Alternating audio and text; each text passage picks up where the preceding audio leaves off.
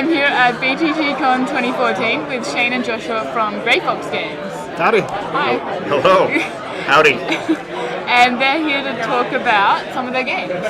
First up is Operation Faust. I'm going to tell you all about it right now. It's going to be great. Operation Faust is a bluffing and deduction game that is similar to Coup, only there is no player elimination, so nobody has to sit out for the game at all, which is kind of nice. It takes place in occupied France in World War II. Each player is basically trying to save as many pieces of priceless art as possible from the Third Reich.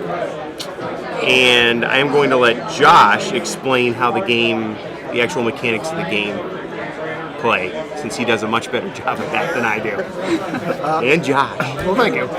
So Operation Faust does draw on Coup for some of its mechanics. Like in Coup, you get a couple of cards. In this case, they're plot cards. And these basically tell you what actions you are allowed to take on any given turn.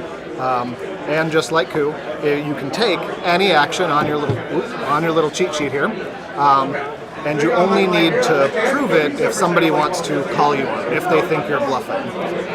In this game, you have an economy of intel, and intel is what you spend on buying the works of art, and it's also what you use to challenge. So when you challenge another player, you're risking half of your intel about whether or not they're telling the truth, and if they are, you end up paying them. If not, they end up paying you. So unlike Coup, the deck is uneven in distribution, so right from the start you know that there are more, say, French resistance than allies, and so you have some idea. If somebody says, well, I have 2 allies, they're probably lying to you, but if they say, I got 2 French resistance, maybe you're not so sure.